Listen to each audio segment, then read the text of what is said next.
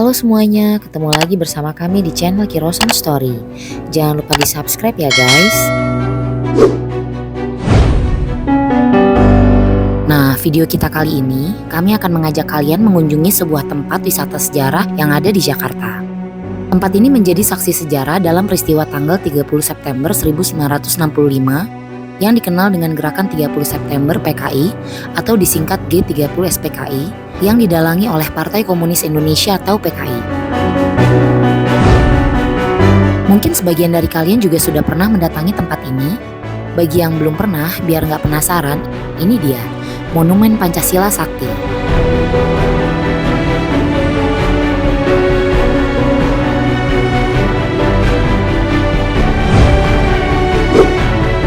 Monumen Pancasila Sakti berada di Jakarta Timur, tepatnya di Jalan Pondok Gede, Desa Lubang Buaya, Kecamatan Cipayung, Jakarta Timur. Untuk akses ke lokasi ini juga cukup memadai dan mudah ditemukan.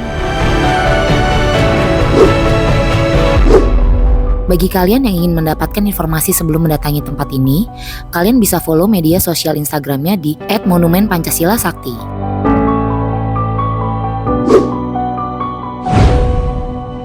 Monumen Pancasila Sakti dibangun di atas lahan seluas 14,6 hektar pada tahun 1967.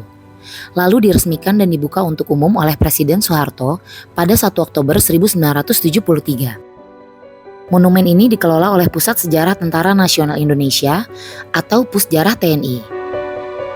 Untuk mengenang dan menghormati pengorbanan 7 perwira TNI Angkatan Darat yang dibunuh dengan cara keji dan biadab oleh PKI pada tanggal 30 September 1965. Setelah dibunuh, tubuh mereka dimasukkan ke dalam sebuah sumur tua, kemudian ditutup dengan tanah untuk menghilangkan jejak.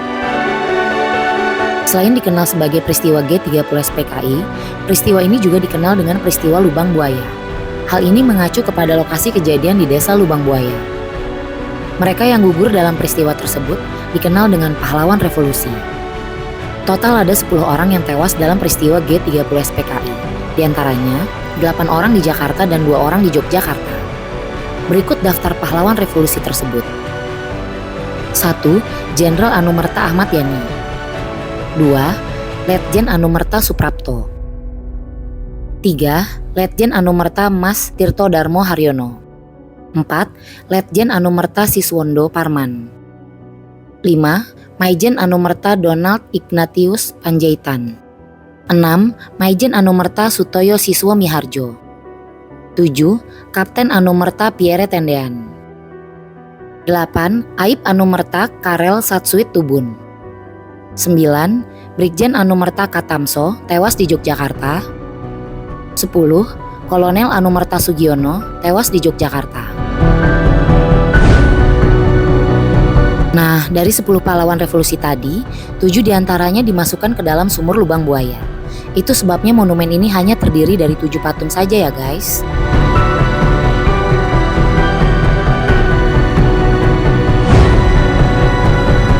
Mungkin sebagian dari kalian bertanya-tanya, apa yang melatar belakangi peristiwa G30 SPKI? Mengutip dari buku Tragedi Fajar Perseteruan Tentara PKI dan Peristiwa G30S karya Agus Salim, peristiwa ini didasari oleh beberapa faktor, diantaranya PKI ingin menggulingkan pemerintahan Presiden Soekarno. PKI juga ingin mengganti ideologi Indonesia menjadi ideologi komunisme. Hubungan PKI dengan TNI AD yang berseragam politik yang membuat PKI ingin menyingkirkan petinggi TNI saat itu untuk merebut kekuasaan. Dengan demikian, disusunlah sebuah gerakan yang sistematis untuk merealisasikan tujuan tersebut. Gerakan 30 SPKI digagas dan dipimpin langsung oleh Dipa Nusantara Aidit atau DN Aidit yang merupakan Ketua Partai Komunis Indonesia atau PKI saat itu. Meskipun gerakan ini gagal total, namun tercatat sebagai peristiwa kelam dalam perjalanan bangsa Indonesia. Dampak peristiwa ini juga cukup mendalam dengan dilarangnya ideologi komunisme di tanah air hingga saat ini. Oke guys, itu tadi sedikit cerita yang melatar belakangi terjadinya peristiwa G30 SPKI dan tempat yang kita kunjungi saat ini merupakan bagian dari peristiwa tersebut. Kompleks Monumen Pancasila Sakti terdiri dari beberapa bangunan, baik yang masih asli maupun bangunan yang dibangun kemudian. Berikut ini kami akan mencoba mereview satu persatu bangunan-bangunan tersebut. Kita mulai dari bangunan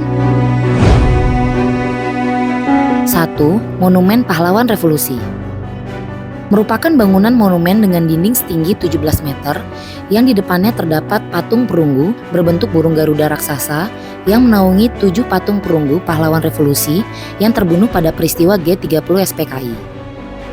Di bagian bawah monumen terdapat relief sepanjang 20 meter yang menceritakan perjalanan PKI hingga penumpasannya oleh Soeharto. Monumen Pahlawan Revolusi merupakan karya dari maestro patung Indonesia, Edi Sunarso.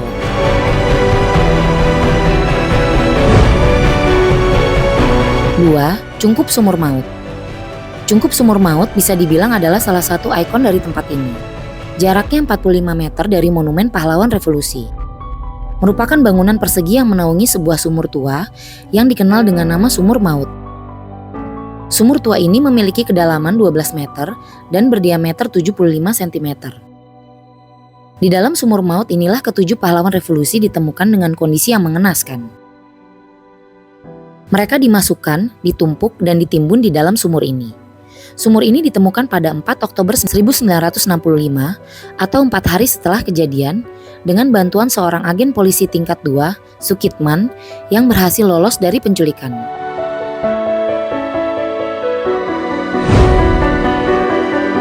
Tiga, Serambi Penyiksaan. Merupakan sebuah rumah yang bagian beranda depan rumah digunakan sebagai ruang penyiksaan para petinggi TNI Angkatan Darat. Terdapat patung-patung yang sengaja dibuat semirip mungkin untuk menggambarkan kekejaman anggota PKI saat menyiksa para perwira TNI yang masih hidup saat itu, yakni Letjen Anumerta Suprapto, Maijen Anumerta Sutoyo Siswo Miharjo, Kapten Anumerta Pierre Tendean, dan Letjen Anumerta Siswondo Parman. Diorama ini dibuat berdasarkan hasil berita acara pemeriksaan para pelaku penyiksaan dan pembunuhan dalam sidang Mahkamah Militer Luar Biasa serta kesaksian agen polisi 2 Sukitman. 4. Pos Komando. Sebuah rumah tinggal yang beralih fungsi digunakan untuk melakukan rapat-rapat penting PKI sebelum melakukan penculikan pahlawan revolusi.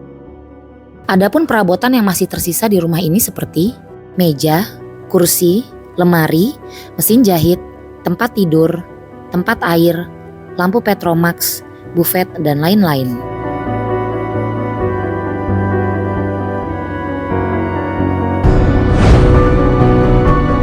5. Dapur umum.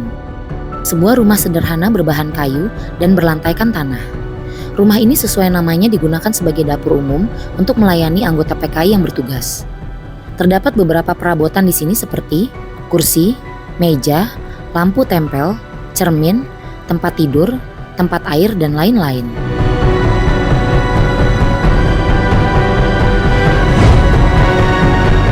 6. Gedung Museum Pengkhianatan PKI. Gedung 2 lantai ini diresmikan pada tahun 1992 dan di dalamnya terdapat 34 diorama peristiwa yang menceritakan pemberontakan yang dilakukan oleh PKI di berbagai wilayah di Indonesia dari masa ke masa seperti kekerasan pasukan ubel-ubel di Tangerang tahun 1945, revolusi sosial di Langkat tahun 1946, tokoh PKI Musso tertembak mati tahun 1948, Kongres PKI tahun 1954, pengadilan pimpinan PKI DNID tahun 1955, peristiwa Kanigoro tahun 1965, dan masih banyak lagi. Di ujung ruangan terdapat 2 buah mozaik foto dalam ukuran besar yang menceritakan pemberangkatan 7 jenazah pahlawan revolusi dan pemakaman mereka di Taman Makam Pahlawan Kalibata. Selanjutnya kita akan menuju ke Gedung Paseban melalui koridor yang berada di lantai 2. 7. Gedung Paseban. Gedung 2 lantai ini diresmikan pada tahun 1982. Di dalamnya terdapat 16 diorama yang menampilkan adegan-adegan pada malam peristiwa G30 SPKI tanggal 30 September dan 1 Oktober 1965, seperti diorama rapat persiapan pemberontakan G30 SPKI, diorama penculikan 7 pahlawan revolusi,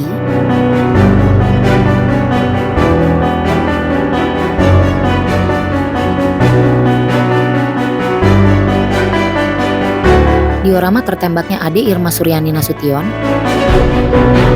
dan diorama dimasukkannya jenazah pahlawan revolusi ke dalam sumur maut. 8. Ruang relik. Merupakan sebuah ruangan yang masih di dalam gedung Paseban yang letaknya di lantai dasar. Ruangan ini menyimpan koleksi benda-benda pribadi peninggalan para pahlawan revolusi, terutama pakaian yang mereka gunakan saat malam penculikan, disiksa, dan sampai akhirnya dibunuh. Selain pakaian, juga terdapat benda-benda pribadi lainnya seperti raket, stick golf, pena, kacamata, tongkat komando, jam tangan, cincin, dan lain-lain.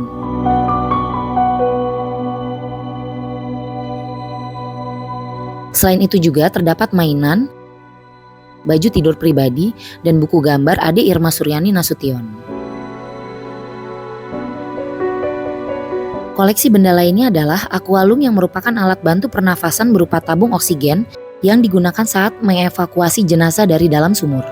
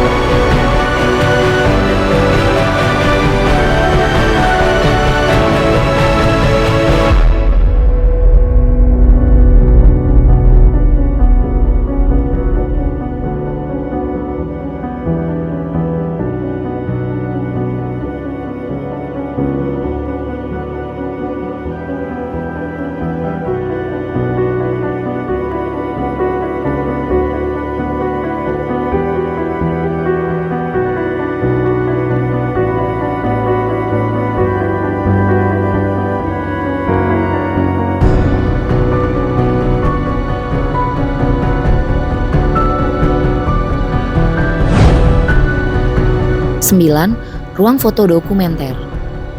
Bersebelahan dengan ruang relik, terdapat sebuah ruangan yang menampilkan foto-foto dokumenter pasca peristiwa G30 SPKI. Foto-foto hitam putih tersebut dipamerkan dengan menggunakan bingkai-bingkai foto berwarna hitam.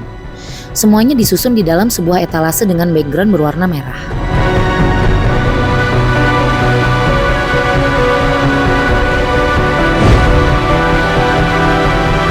Selain beberapa gedung di atas, Kompleks Monumen Pancasila Sakti juga menyimpan koleksi kendaraan. Terdapat 4 koleksi kendaraan di sini. Kita mulai yang pertama.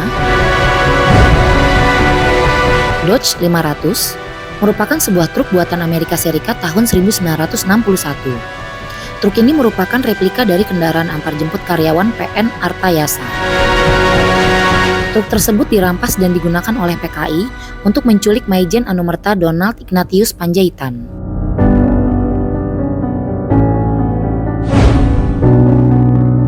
2. General Motor Oldsmobile 98 merupakan sebuah mobil sedan 4 pintu buatan Amerika Serikat tahun 1960-an. Mobil ini merupakan kendaraan dinas Jenderal Ahmad Yani yang saat itu menjabat sebagai Menteri Panglima Angkatan Darat. 3. Toyota Land Cruiser FJ40 merupakan kendaraan SUV buatan Jepang tahun 1960. Mobil ini merupakan mobil dinas dari mantan Presiden Soeharto yang saat itu menjabat sebagai Panglima Komando Strategis Angkatan Darat atau Pangkostrat. 4. EV603 Saracen merupakan kendaraan lapis baja beroda 6 buatan Inggris. Kendaraan ini sebelumnya milik dari Batalion Kavaleri 7 Kodam Jaya. Pada 5 Oktober 1965 digunakan untuk membawa jenazah Letjen Anumerta Mas Tirto Darmo Haryono dari Markas Staf Umum Angkatan Darat menuju makam pahlawan Kalibata. Setelah puas berkeliling kompleks ini, bagi kalian yang lapar di area parkir terdapat kios-kios yang menjual aneka makanan dan minuman dengan harga yang bervariasi ya guys. Selain itu juga bagi kalian umat muslim, di sini juga terdapat sebuah musola untuk ibadah. Nah, bagi kalian yang berencana mengunjungi tempat ini, berikut kami tampilkan biaya tiket masuk dan jam operasionalnya.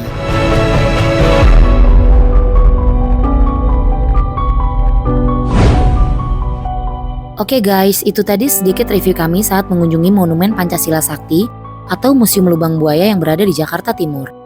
Terima kasih sudah menonton, semoga tayangan ini bermanfaat dan jangan lupa like, comment, subscribe, dan share konten-konten kami. Sampai ketemu di video selanjutnya ya guys, bye-bye.